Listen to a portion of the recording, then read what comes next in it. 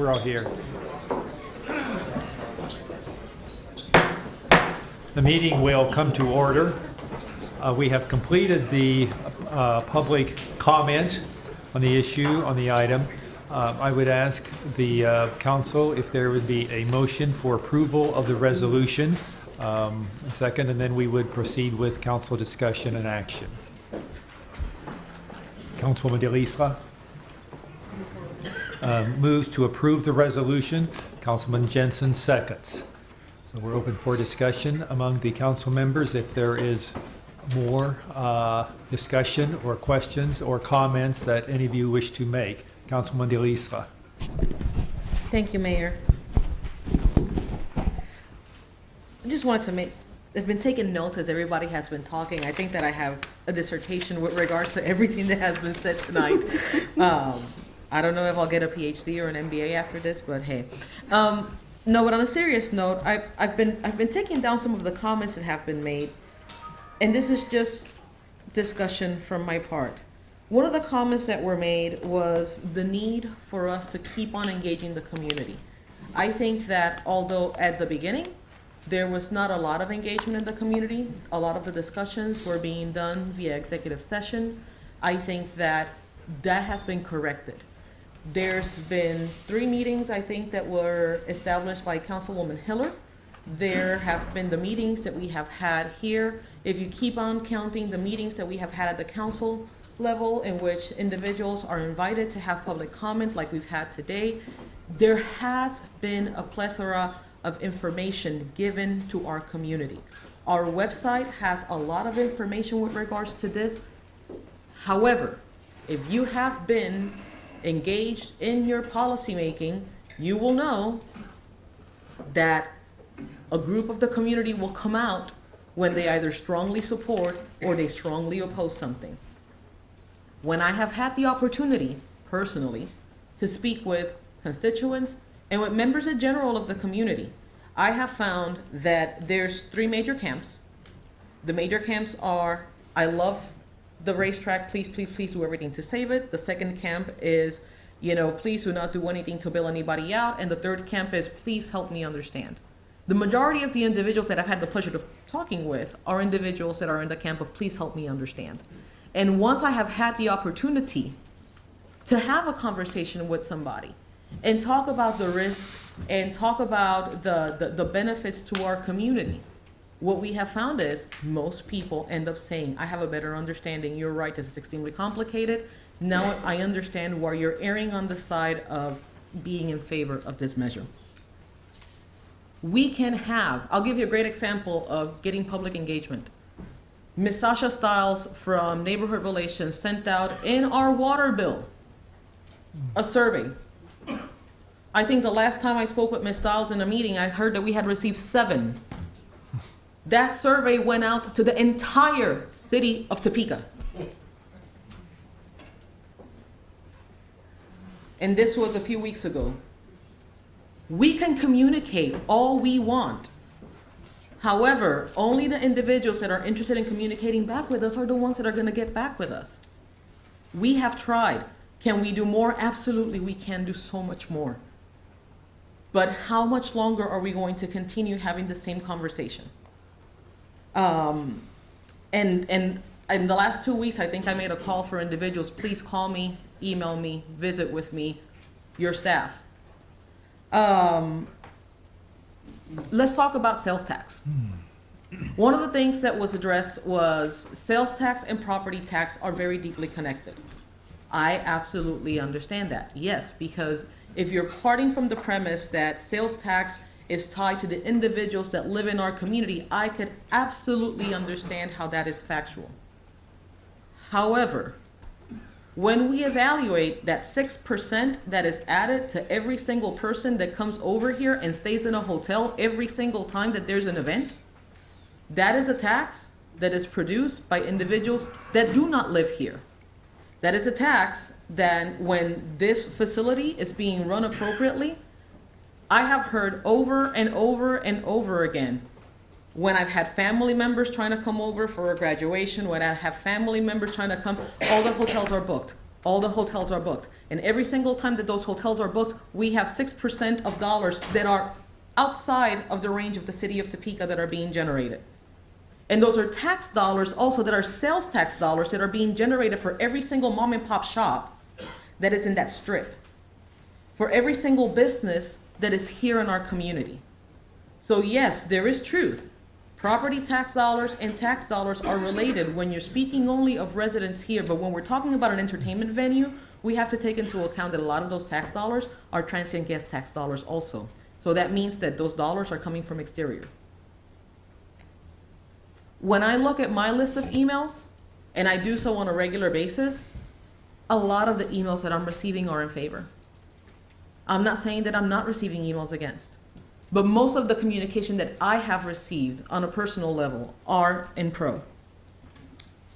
Some of the things that really called my attention with regards to the establishment, which is, I think, we're missing the point, but I will address this, is the fact that we can support our military personnel. I'm all for my military personnel. When I heard that we could do practicing of vehicles in that area, I thought that was great. I think it goes back to us thinking outside of the box and looking for ways of making this establishment successful.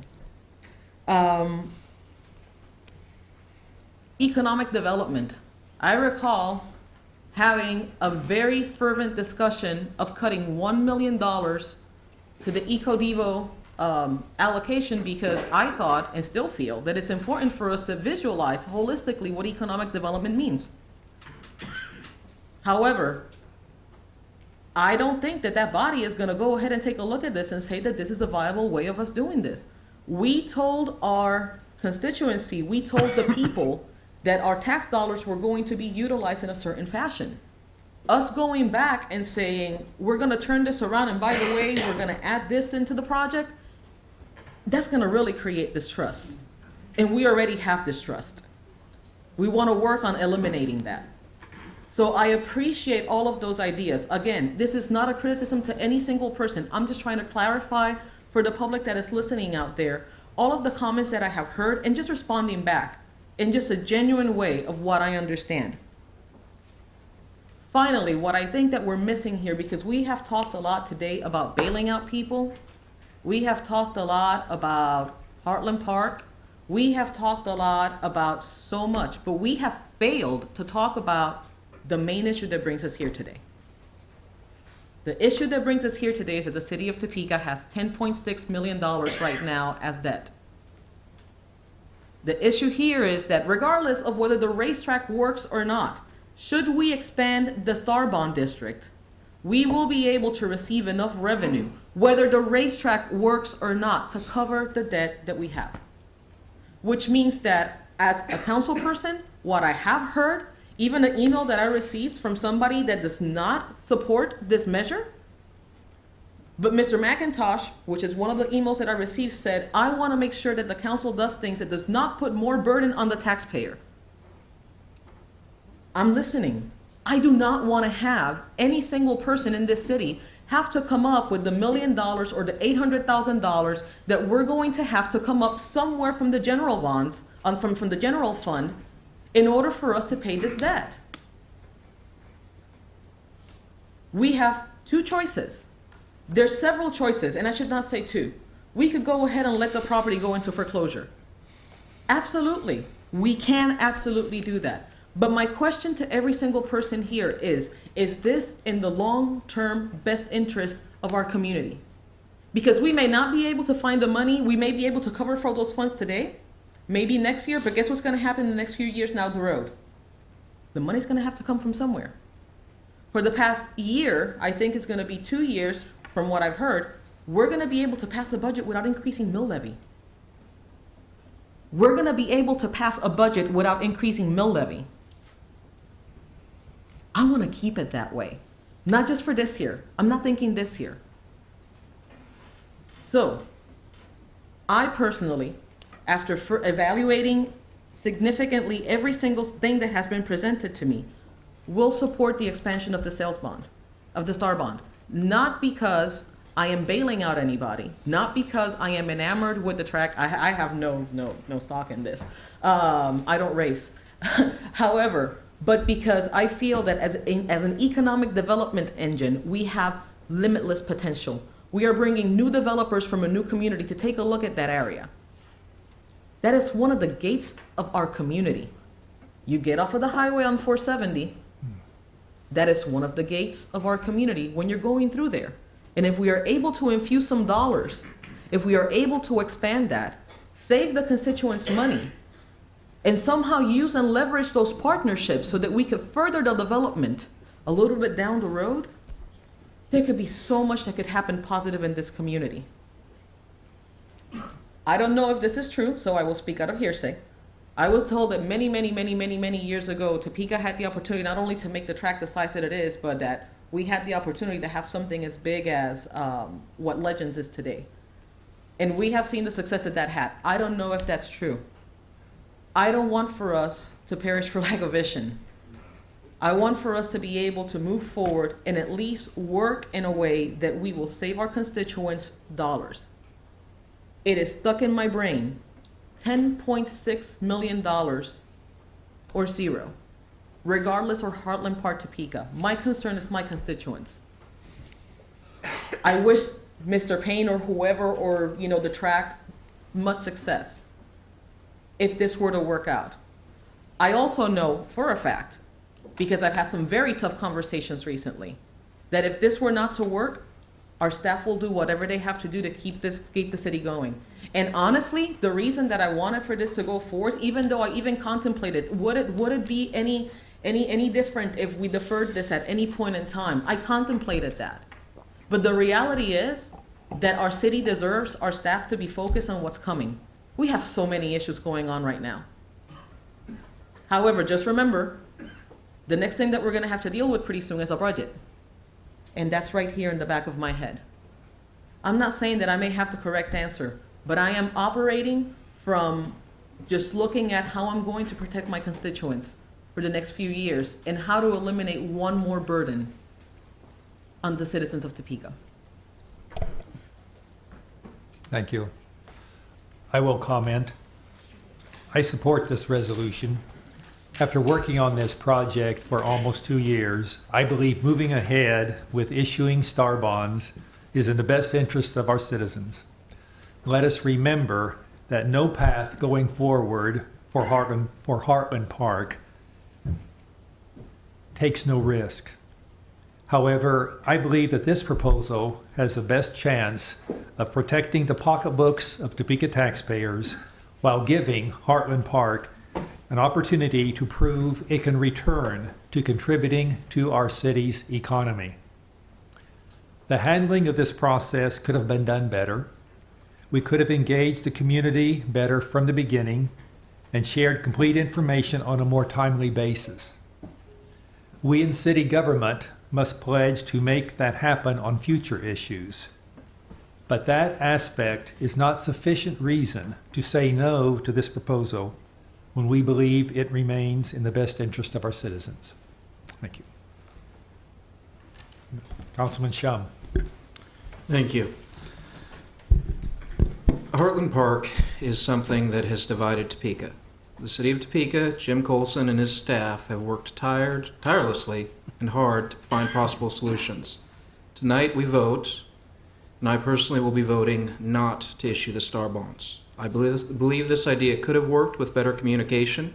I'm not saying that it would have worked. I can't see into the future, except to know that we still need to find ways with public goodwill to make Heartland Park work for the betterment of all of us in our community. The city presented a plan to fix Heartland Park, and in my view, we got ahead of the citizens that we represent. We reached a point that by the time we were presenting the solution that we thought and we'd convinced ourselves would fix it, we were too far ahead of the people that we were talking to, and we gave the impression when they presented objections that we weren't really listening in a way that made them feel listened to. I'm a father.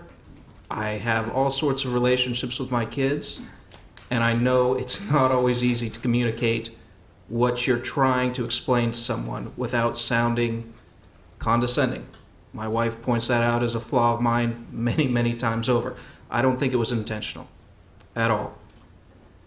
Tonight, I'm voting no on the star bond issue because even if a yes vote on the Heartland Park bond issuance would be the best idea to fix this issue, I think we'd be losing something even more valuable in passing the bonds over the concerns of our citizens.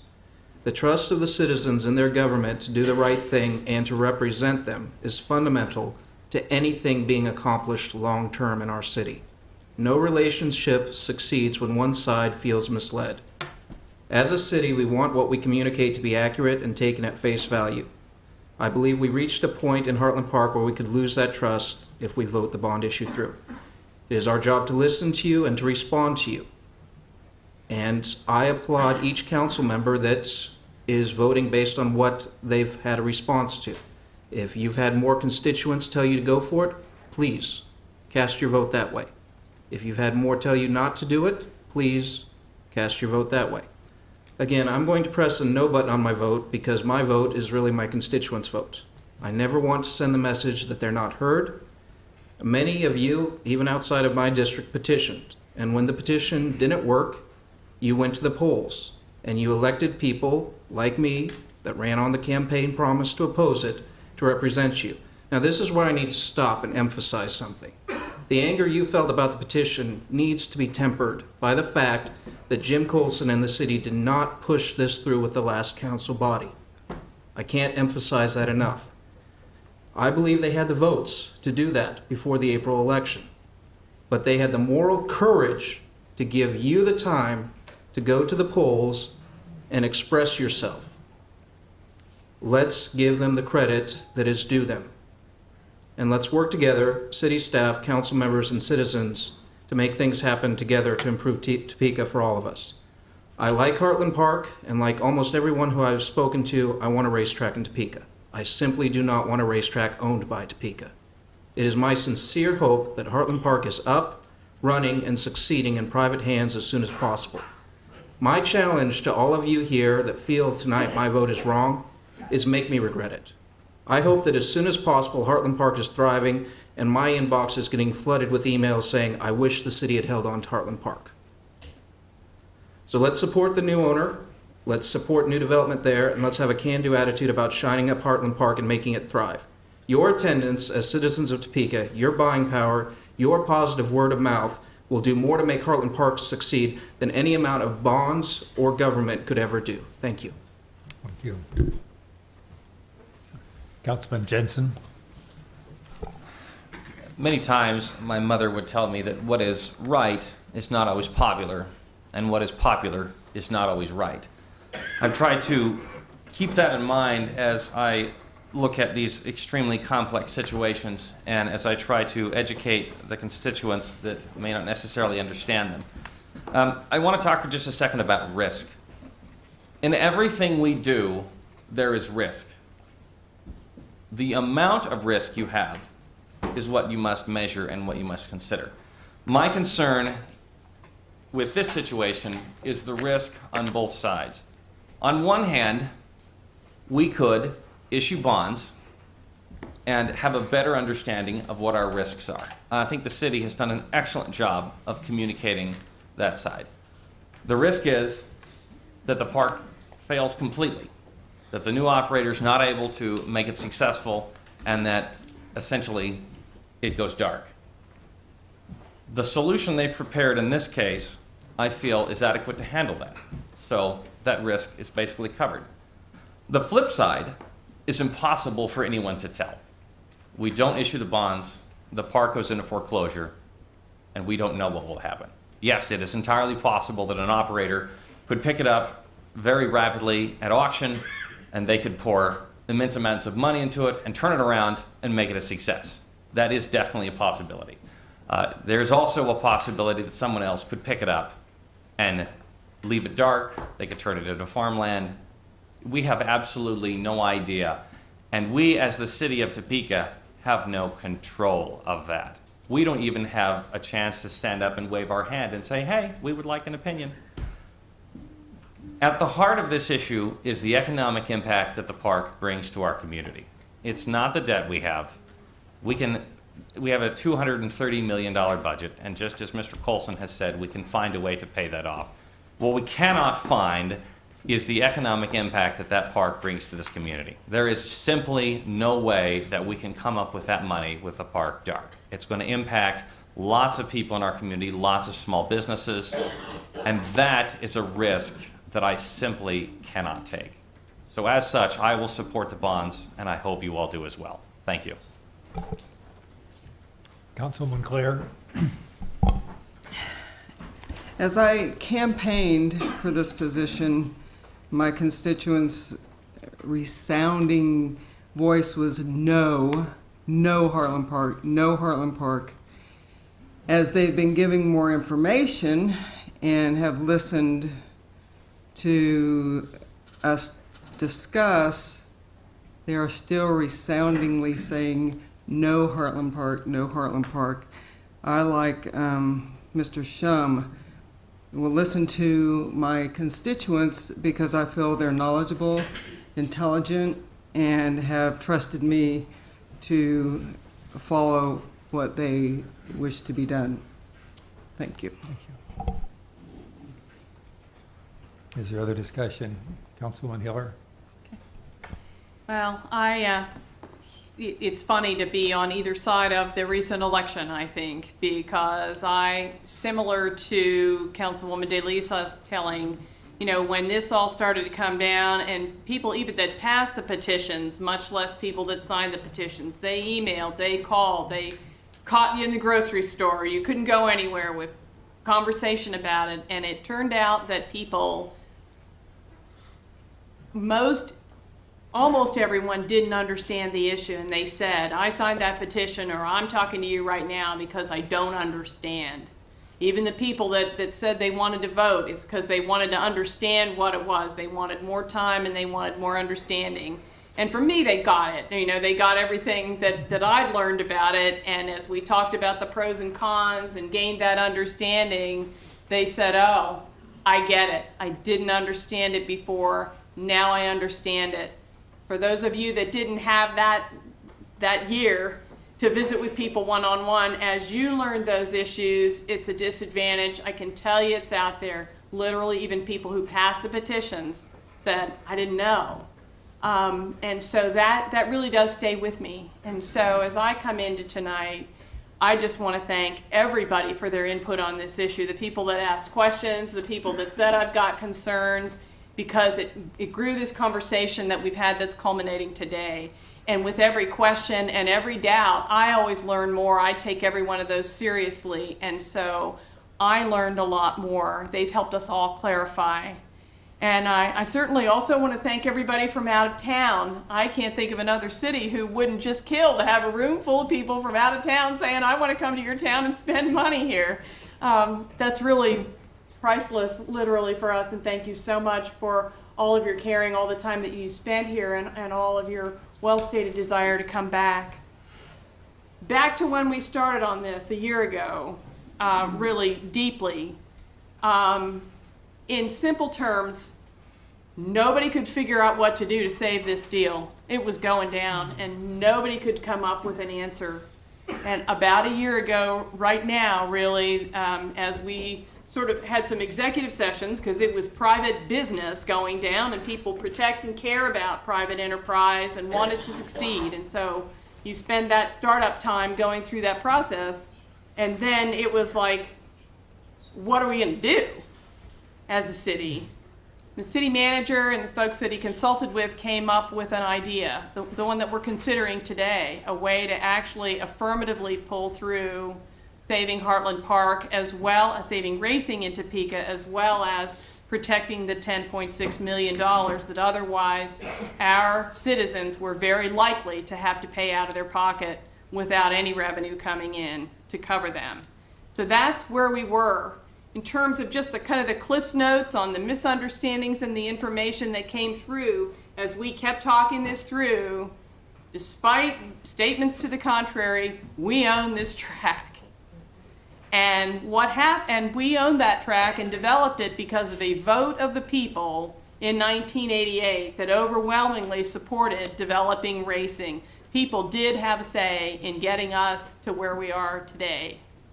And today, though we ended up talking about the problem and the solution more than what we had at first, and that really impacted me today, and I appreciate all of you, especially those of you that have spoken up about what we have and have kind of held up the mirror for us. We have a world-class facility, one that people love, that they use in a variety of ways, and that various people, not only our prospective investor, but all the other people in this room, can see immediate potential, not something, as we talked about, blue sky, but immediate potential for that racing as well as the property around it to grow for everyone concerned.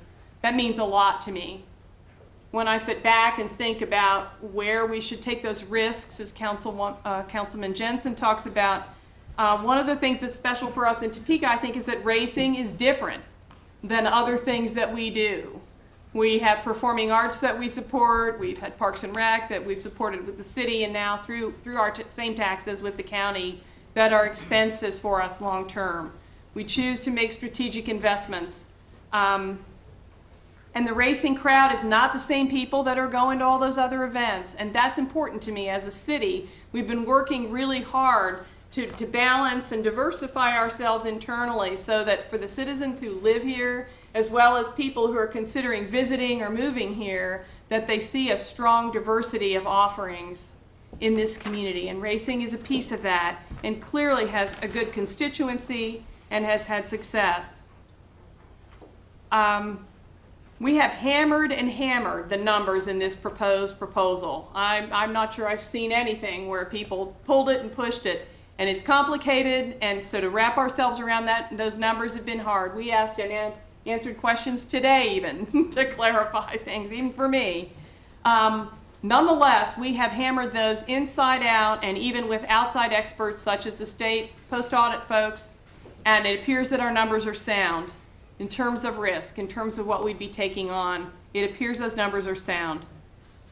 Our residents here, as well as all of us here, but certainly the citizens here, have serious concerns about tax dollars.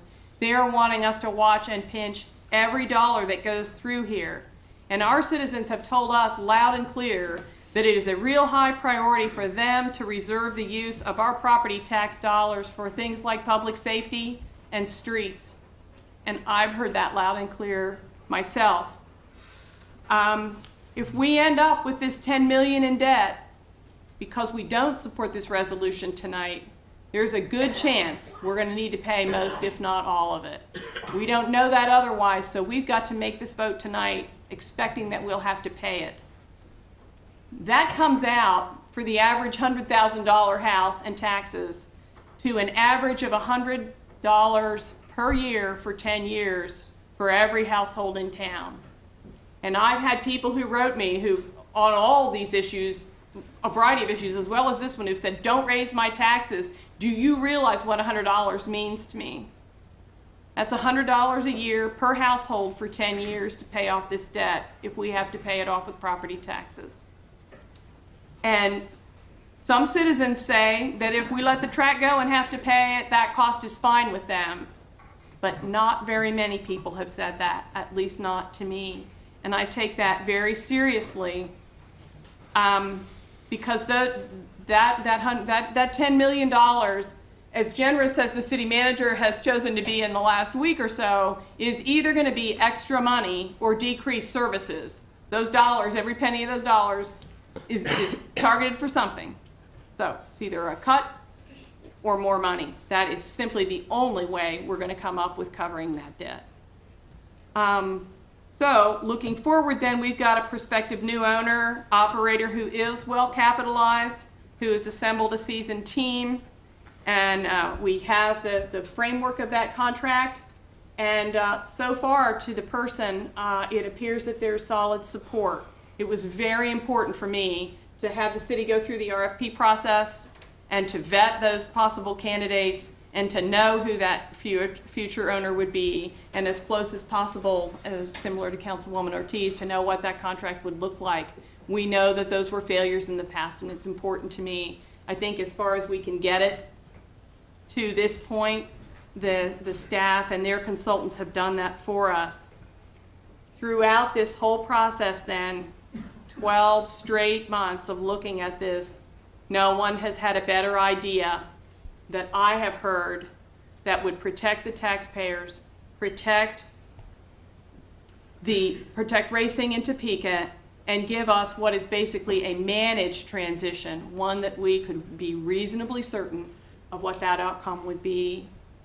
And with that, then, I will cautiously, but somewhat enthusiastically, because I see an awful lot out there, I will vote yes on this issue. Thank you. Thank you. Councilwoman Ortiz? Sure, Mr. Mayor. I'll just kind of sum it up here for me. In 1987, I worked for Mid-Kansas Engineering. Small company. I typed up all the specs for Heartland Park, Topeka. It was awesome. I love Heartland Park. I love racing. I worked for Lario Enterprises as well. I had the opportunity to take the governor and elected officials, those elected officials, out to the track on a little buggy and show them where this would be and where that would be. I worked with the survey crew. It was awesome. I love it. Heartland Park's not going to die.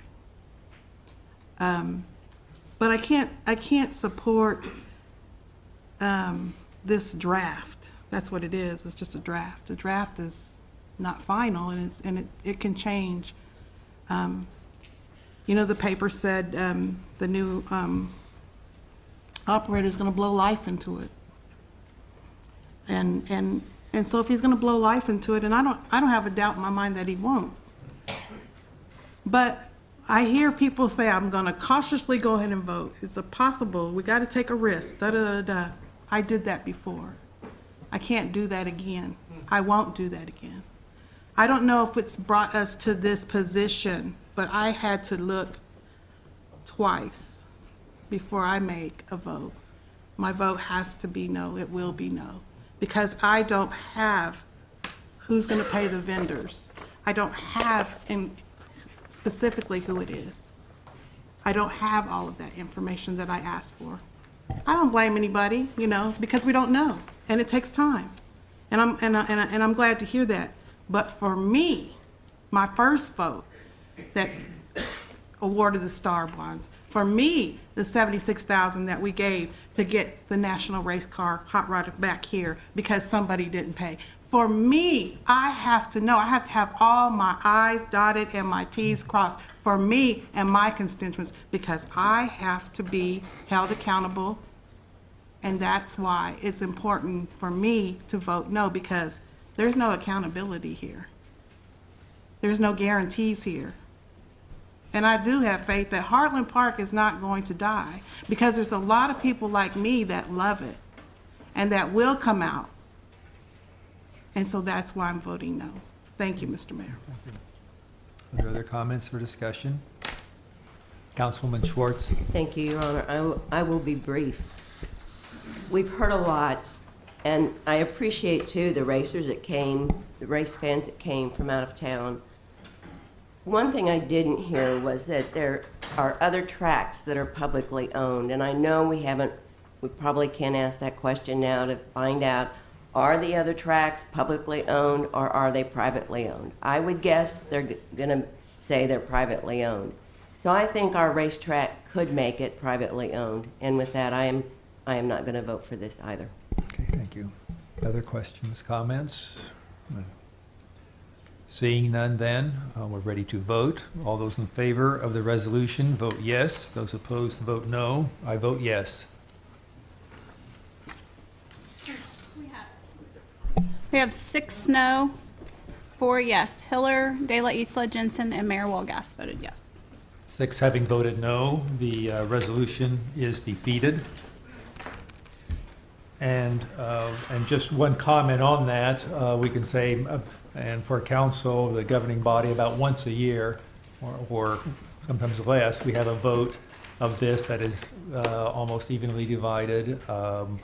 I know and I expect that we do respect the will of the body. The governing body has determined the vote, and as a governing body, then we support that, and we move forward with the direction, and that will be the direction that will be that will be taken by the city.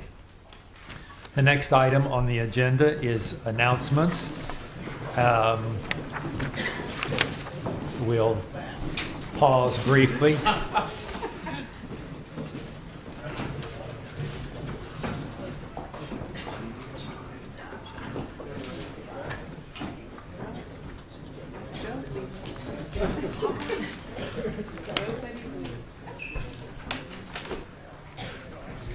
The next item is the city clerk to deliver a review of next week's agenda, and I think we can do that. You would proceed, please. For the May 12th council agenda, we will have 2 proclamations, Older Americans Month and National Prevention Week.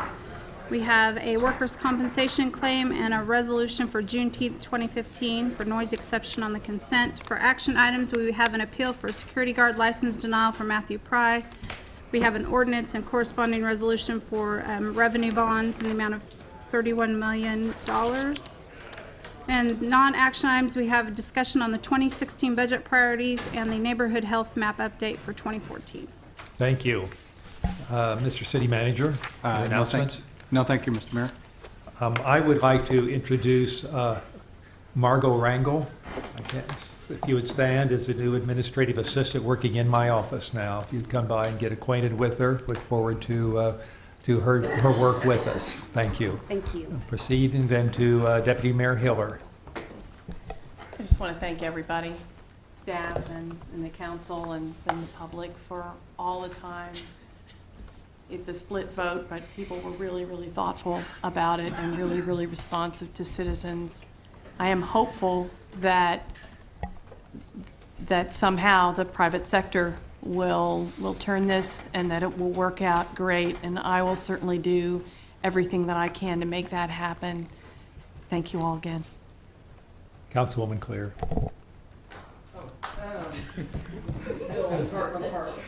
That's all right. So most of us are, but Just to remind everyone that. Mike, yeah. Sorry. Okay, that concerts in the park are starting June 1st. And they are held at the Garfield Gazebo, 1600 North Quincy Street. Okay. Thank you. Councilwoman Ortiz. Thank you, Mr. Mayor. I just want to say that, first of all, First Friday Art Walk was excellent. The weather was excellent in Noto District. And I just want to say that because I met some people that said they hadn't heard that it's starting and they've never been. It was awesome. Awesome. Mayor did a good job. So if we can just keep that going, and I had some people from out of town that came in. Great weather, great food, great entertainment. You know, I kind of talked to Mr. Ogle about shutting down the street. I'm going to present that to the board. They want more vendors in the street, more places to get off the sidewalk. They feel kind of crowded with the sidewalk. So I kind of wanted to talk to them about that. I'd also like to say that was Friday night, and Saturday I went to the car show downtown, and it was excellent, well attended, very family friendly. It was just awesome. They want to get it off Kansas Avenue. They're eager about getting it back on, or off of Quincy and getting it back on Kansas Avenue because they like the storefronts, and they're excited about the wider sidewalks. So you know, but it was really, really awesome. There was quite a bit that I did this weekend. And then lastly, I'd just like to say Happy Mother's Day to all the mothers, even to the fathers that are mothers, because we do have, you know, I say that with sincerity because, you know, we do have some fathers that are raising kids. You know, it's not just a single parent. So however you play in that part, you know, don't forget your mother or don't forget your grandmother. And my daughter's in the back, and I hope she doesn't forget me. Thank you, Mr. Mayor. Thank you, Mr. Mayor. Councilman Shem, Councilwoman DeLisa. Just wanted to say, echo a little bit of what Deputy Mayor Hiller said. It was a great discussion tonight, guys. I mean, it was wonderful. Diverging views, handled with this is what public policy is all about, and it's wonderful to see that this is how we're starting the year. Now we're on to the next big fish that we're gonna have to tackle, and then after that we have more fish to fry. At the same time, I'm just relieved that now we're able to go ahead and put our focuses in other areas. We're here to serve our community, and we're just doing the best that we can. Thank you. Councilman Jensen? I just want to thank the staff for all the work and effort that they put in, and then I want to thank all the council as well. It takes an awful lot of work to listen to your constituents, to engage with them, to educate them, and that is, I was aware of how much that was going to take, having been a leader of a neighborhood association, but whew, there's a lot to grasp in this job, and I want to thank everyone that's helped me get up to speed and do that. Councilman Schwartz? Yes, I've been dressed down today because 2 weeks ago we did the Get Down and Get Dirty and Keep America Beautiful, and I would suggest if you didn't do it this year, to do it next year. I got to go where Meadows Elementary, I think, was where we cleaned up the entire neighborhood there, and it was just awesome. The other thing I did this last week was the blood drive, and talked to many different city employees, and I think next year we should challenge maybe that we have a drawing to get a paid day off. Put your name in the drawing if you donate blood. And then also this past week, I attended a pool meeting out in Crestview, the Crestview area, and found out that we are going to have a very touristy water park in West Topeka that we know will bring tourism into Topeka. So I'm just so excited about that. The county is moving forward with that. And then the other thing we got in the mail this week was Topeka and the 296 steps.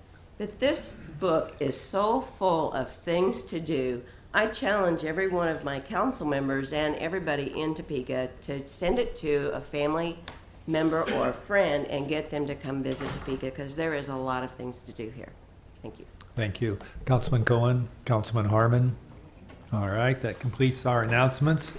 We have public comment. We have two persons who signed up. Jay Tuckness. I do not see him. Mr. Joe Ledbetter. I do not see him. That completes our public comment. We do have an executive session. City Attorney. Mr. City Attorney, would you state the parameters for our executive session? Yes, I'd request a motion to go into executive session for 15 minutes to discuss a workers' compensation claim. It would include the elected officials, the city manager, myself, Jackie Russell, and Shannon Langston. Is there such a motion? Mr. Shum moves. Deputy Mayor seconds. Any discussion? All those in favor vote yes. Opposed vote no. It will be. We have. Ms. I Claire vote and Ms. yes, Ortiz? be 10 yes. We have 10 yes. 10 yes, and it is for 15 minutes as soon as the room is clear.